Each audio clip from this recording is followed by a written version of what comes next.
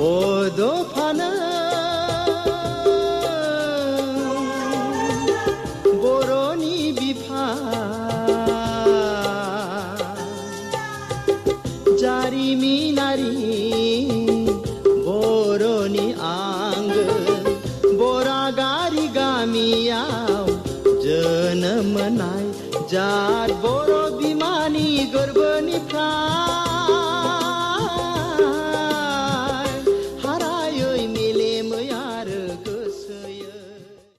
जोबोद गोजोननाय मोनदों दिनै आसाम नाङै बड'फा उपेन्द्रनाथ ब्रह्मनि 69थि जोनोम सानखौ आसामनि मोनफ्रोमबो खना खनला थानाय जेनाखि सोलोंथाइ फसंथानफोराव फरायसा सान हिसाबै फालिदों। दा बे लेखायैनो गुरुदेव कालिचरण ब्रह्म टिपकाय डिग्री कलेजाबो दिनै सानसेनि बायदि बायदि हाबाफारिजों लोब्बा लानानै ओंथि गोनाङै बे हाबाफारिखौ खुंफुंदों आरो बेवहाय गाहाय आलासि महरै हांख्रायनाय लेखायै आंबो बाहागो लाफैनानै जोबोद गोजोननाय मोनदों। दिनै फरायसा सानजों लोब्बा लानानै जोंनि बे जारिमिनारि मोनसे गुरुदेव कालिचरण ब्रह्म डिग्री कलेजनि फरायसाफोरजों सावरायनो मोननाया बियो जोबोद गोजोनथाव। थारैनो जोङो गोसोआव मोनसे गोग्गानाय लानांगोन गासै बर' माहारिनि जानानै जे बड'फा, जों जायखौ बड'फा बिमुं होबाय उपेन्द्रनाथ ब्रह्म बिथांनि जोनोम सानखौ दुलाराय बर' फरायसा आफाद हिसाबै गोबाव समनिफ्रायनो जे बेखौ फरायसा आफाद सान हिसाबै सरकारि भाबै फोसावनांगौ होननानै जोङो दाबि खालामबोबाय थादोंमोन आरो बे लेखायै जोङो 2023 मायथाइनिफ्राय सरकारि भाबै जे आसाम सरकारा बेखौ रायजो नाङैनो जिहेतु फरायसा सान हिसाबै फोसावबाय आरो सरकाराबो गावसिनि भाबै दिनै गुबुन गुबुन बेबायदि फसंथान फरायसालि फसंथानफोरावहाय हाबाफारिखौ खुंफुंदों आरो स्पेसियेलि आसाम गभर्नमेन्टआ दिनै बड'फा उपेन्द्रनाथ ब्रह्मआ जाय भुम फरायसालियाव गावनि डिग्रीखौ खालामदोंमोन MSc डिग्रीखौ बे फरायसालिमायाव बड'फा उपेन्द्रनाथ ब्रह्मनि मुङै बा बिथांनि गोसोखांथियाव दिनै हाबाफारि खुंदों। बेयो जोंनि थाखाय जोबोद मोनसे गोजोनथाव आरो बेबादिनो जोङो बर' हारिखौ गोजौ फारसे लांनांगौबा जे बड'फायानो बुंलांदोंमोन जे बुहुमाव मोनसे गेरेमसा हारि हिसाबै हारिखौ गायसननांगौ आरो बेबादिनो बुहुमनि गेजेराव मिथिजानाय मोनसे हारि हिसाबै गोथां हारि हिसाबै थांनानै थानांगौ आरो दिनै बर' हारिया थांनानै थानायजों लोगोसे गुबुन माखासे जोंनि ओनसोलाव थानाय फिसा फिसा बेबायदि माखासे हारि माहारिफोरखौबो जोङो मोनसे बेबायदि सुबिदा होनानै थांनानै थानो हानायनि मोन्थायखौ जोङो होनांगौ। बेबायदि मोनसे सान्थौ आरो सानस्रिया दिनै बुहुमनाङैनो गोसारबाय आरो बड'फानि जे सान्थौ आरो सानस्रिया सिगां समाव गुबुन गुबुन हारिनि मानसिफ्रा सानदोंमोन, गुबुन हारिनि मेलेमजिबिफ्रा सानदोंमोन बड'फाया बर' हारिनिल' सासे दैदेनगिरि, बर' हारिनि थाखाय रायजो बिग्रा सासे दैदेनगिरि।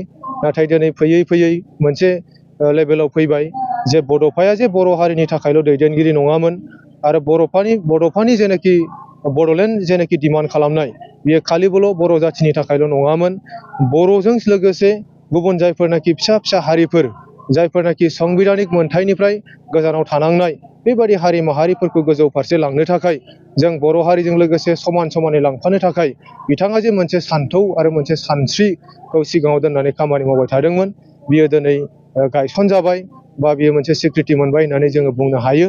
मानोना बेखौ आसाम सरकाराबो दिनै बेबायदि मोनसे स्वीकृति होबाय आरो दिनै आसामावल' नंला भारतनि बेबायदि मोनसे दिल्ली बायदियाव दिनै भारतनि नखर मन्थ्रिया फोसावलांदों साननै सानथामसो आगोलाव आरो दिनै भारतनि गाहाय मन्थ्रि नरेन्द्र मदि बिथांमोना दिनै बड'फाया मा जिनिस, बड'फाया सोरमोन बिनि सोमोन्दै मोजाङै मोनसे स्टाडि खालामनायनि गेजेरजों जे दुलाराय बर' फरायसा आफादा डिमान्ड खालामनाय लेखायै भारतनि राजथावनि दिल्ली बायदियाव बड'फानि मुङैबो मोनसे गेदेर लामा आरो दालांखौ बड'फानि मुङाव मोनसे फोसावनाय बियो मोनसे अलरेडि जाबाय। जोङो फोथायदों नखर मन्थ्रि अमित शाह बिथांनि फोरमायनाय बायदि एप्रिल दाननि गिबि सप्तायाव दिल्ली बायदि भारतनि राजथावनियाव जोङो मोनसे लामाखौ जोंनि बड'फा उपेन्द्रनाथ ब्रह्मनि मुङै मोननो हासिगोन। बेयो थारैनो जोबोद गोजोनथाव। आं दिनैनि सानजों लोब्बा लानानै दिनै भारतनि नखर मन्थ्रि, भारतनि गाहाय मन्थ्रि बिथांमोननिसिम आरो आसामनि माखासे दैदेनगिरि chief minister doctor Himanta Biswa शर्मानिफ्राय लानानै गुबुन गुबुन आसाम सरकार आसामखौ जायफोरनाखि दैदेनबाय थादों बिथांमोननिसिम साबायखर बावबाय आरो बिटिआरनि गाहाय खुंगिरि प्रमद बर' बिथाङाबो बे गासैबोनि आयदाफोरनि सायाव दिनै बड'फानि जेनाखि सान्थौ आरो सानस्रिखौ बुहुमाव गायसननांगौनि थाखाय बिथाङाबो खामानि मावबाय थादों। बिनि थाखाय आं बिथां गासैबोनिसिम साबायखर बावहरबाय आंनि फारसेनिफ्राय गोजोन्थों। बड'फा उपेन्द्रनाथ ब्रह्मआ सात्रफोरखौबो मोनसे गोजौ मिसनजों बोखांनो थाखाय सोलोंथाइ बिथिङाव माखासे गोनांथार आयदाफारि लादोंमोन। बे समाव नोंथाङा मा बुङो? बड'फा उपेन्द्रनाथ ब्रह्मआ जोङो बुंनो थाङोबा बिथांनि जे सान्थौ आरो सानस्रिखौ जोङो दसे समाव बुंजोबनो हाया। जोङो आसरित मोनो बिथाङा जों बुहुमाव 34 बोसोर बैसोसिमल' थांनानै थानायावनो जोङो आसरित मोननांगोन। जेनाखि बै 34 बोसोर बैसोसिमाव जों आथिखालनि मानसिफ्राथ' 34 बोसोर बैसोखौ बारा मेसुखौनो लाया। बारा बेबायदि बैसोआवनो बिथाङा जे फारफ्रोमबो बिथिङाव जोङो बुहुमाव थांनानै थानांगौबा गाव बेक्ति हिसाबै हारि हिसाबै जोङो थांनानै थानांगौबा माबायदि जोङो गोख्रों जानांगोन आरो बबे बबे बिथिंखौ जोङो लांफानांगोन बे गासैबो बिथिंखौ बै समावनो जे एसेबां गोथौयै सानदांनो हायोमोन बेयो आसरित। मानोना बै समाव बिथाङा सोलोंथाइखौनो बिथाङा गुदि हमदोंमोन। मानोना सोलोंथाइ गैयाबा बै समावथ' सोलोंथाइनि इम्परटेन्सखौ बारा होआमोन जोंनि मानसिफ्रा। अब्लाबो बिथाङा सानहरदोंमोन जोङो अराय सम बुहुमाव जुग जुग थांनानै थानांगौबा आरो हारिखौ जोङो बुहुमनाङै गोसार होनांगौबा जोङो सोलोंथाइनि अनगायै गुबुन जेबो लामा गैया। बेनिखायनो बिथाङा बै समावनो सोलोंथाइखौनो गुदि खालामनानै जोंनि साफ्रोमबो फरायसाफ्रा जाहाथे बेबायदि मोनसे लेखा फरायालासे थाया, जोंनि गार्जेनफ्रा फरायसाफोरखौ जाहाथे फरायसालियाव थिनहरालासे थाया आरो सासेबो फरायसाफ्रा जोंनि बेबायदि फरायसालिखौ सम जास्लाबैयावनो नागारा। बिनि थाखायबो बिथांमोना जोंखौ बुंलांदोंमोन आरो बिथांनि बेबायदि मोनसे सान्थौ आरो सानस्रिखौनो नुनानै जोंबो दिनै मोनसे थुलुंगानाय मोनो। बिथांखौ जोङो नायहरोबा दिनै थुलुंगानाय मोनो। बिथांनि जेनाखि दुखु खस्थ' जारला गासैखौबो नेवसिगारनानै हारिनि थाखाय गावखौ बाउसोमनो हाग्रा सासे सुबुंमोन। गावनि न'खर संसार गासैखौबो गारजोबनो हाग्रा, हारिनि थाखाय गावनि न'खरा देरसिन नङा बेबायदि मोनसे साननो हाग्रा सासे दैदेनगिरि, सासे थुलुंगागिरि होननानै जोङो दिनै बड'फाखौ बुंनो हायो।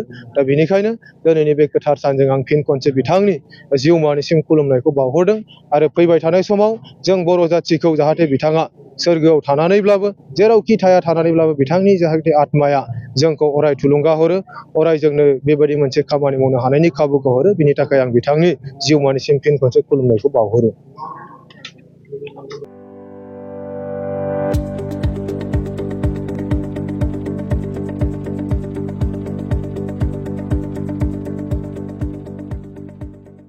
गोजोनथाव खौरां!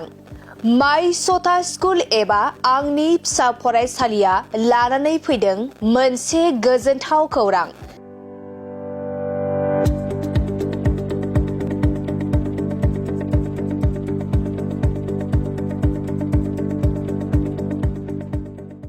क'क्राझार सहरनि जेडि र'डजों थांग्रा वार्ड नं 4आव माइ सथा स्कुल एबा आंनि फिसा फरायसालियाव डे केयार, नार्सारि, LKG, UKGनि थाखाय मुं थिसननाया सोलिगासिनो दं।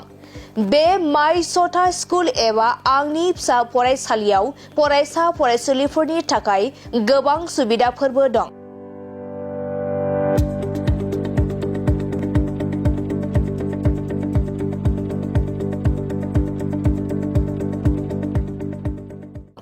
अब्ला नोंथाङा माखौथो नायबाय थाखो?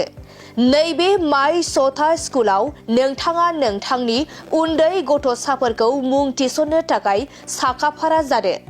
माइ सथा स्कुल एबा आंनि फिसा फरायसालियाव नोंथाङा थोंजोङै खौरां लानो थाखाय 8099887781 नङाब्ला 9531281982 बे मबाइल नाम्बारनि गेजेरजों खौरां लाहरनो हागोन।